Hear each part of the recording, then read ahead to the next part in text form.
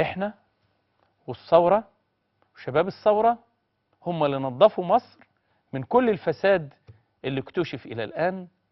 وبقول لكل هؤلاء من المتحولين ما زالت المقشة في إيد شباب الثورة، وبينظفوا مصر وهينظفوا مصر. وكل ورقة زبالة موجودة في مصر شباب مصر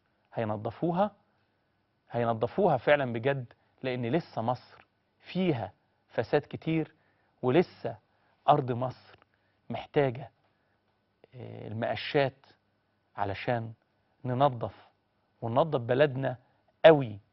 ويوم الجمعة الجاية 8 أبريل بندعوكم لمليونية بعنوان المحاكمة والتطهير. المحاكمة والتطهير.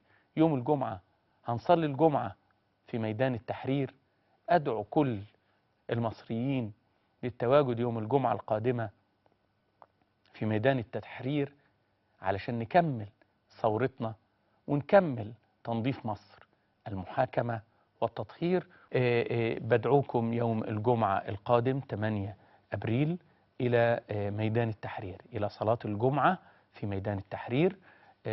صلاة الجمعة في ميدان التحرير غالبا سيكون يعني إمام صلاة الجمعة أو خطيب الجمعة في ميدان التحرير هو محدثكم صفوت حجازي. دعوة لميدان التحرير بعنوان جمعة المحاكمة والتطهير. المحاكمة والتطهير.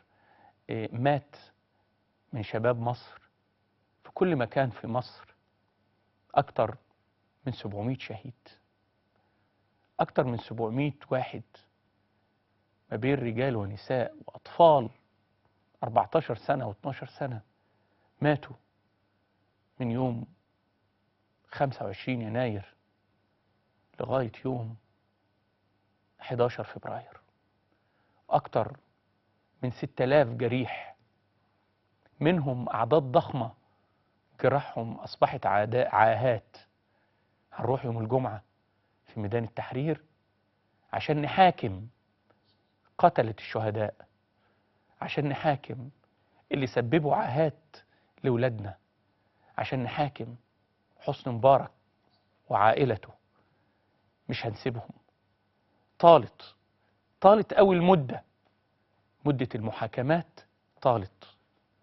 وزير الداخلية السابق مش عاوزينه يتحاكم على غسيل أموال، لا، هنحاكمه على دم الشهداء. دم الشهداء مش هيضيع. رايحين يوم الجمعة في ميدان التحرير علشان نحاكم الرئيس المخلوع وعائلته، عشان نحاكم قتلة الشهداء ومن تسبب في عاهات لأبنائنا. رايحين يوم الجمعة علشان نحاكم عناصر الفساد اللي موجودة في مصر. جمعة المحاكمة والتطهير. رايحين نطهر مصر من بقايا الفساد، رايحين نطهر مصر من كل الفساد اللي ما زالوا موجودين في السجون لغاية دلوقتي ومش عارفين لغاية امتى هيفضلوا في السجون، ولغاية امتى التباطؤ الشديد في المحاكمات. رايحين نطهر مصر من بقايا الفساد اللي ما زالت موجودة في المحافظات كمحافظين أو كرؤساء أو كمسؤولين. رايحين نطهر مصر من بقايا الإعلام الفاسد اللي موجود.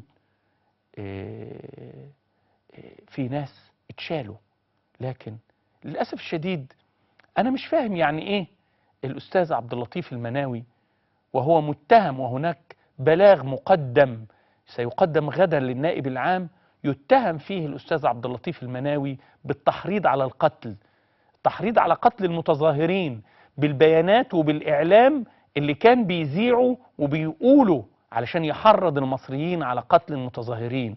الأستاذة سماح أنور قالت لما أرادت وقالت احرقوهم، وهي بتعتذر قالت أنا كنت بقول كده بناء على اللي بيتنقل. بأي حق يترك قطاع الأخبار ويبقى مستشار في الإذاعة والتلفزيون ولا مستشار في التلفزيون؟ يوم الجمعة جمعة التطهير، لازم مصر تنضف. ومحدش يفتكر إن الثورة خلصت. الثورة مش هتخلص إلا لما مصر تنضف تماما. الثورة مش هتخلص غير لما يبقى في دستور دائم لمصر. الثورة مش هتخلص غير لما يبقى في دستور دائم لمصر، شعب مصر هو اللي يحطه ويرضى بيه ويوافق عليه. الثورة مش هتخلص غير لما يبقى في برلمان منتخب من الشرفاء المصريين بصندوق نزيه حر. الثورة مش هتخلص غير لما يبقى في رئيس مصري منتخب بصندوق حر نزيه. الثورة مش هتخلص غير لما يبقى في مصر رئيس سابق. رئيس سابق بقى سابق مش عشان بقى مخلوع، لا ده بقى سابق علشان الدستور ما يسمحلوش بالترشح مرة تانية. لما يحصل ده تبقى مصر نضفت والثورة آن للثائر أن يحط رحلة. موعدنا الجمعة 8 أبريل في صلاة الجمعة في ميدان التحرير. أهلا وسهلا يا أخي. السلام عليكم.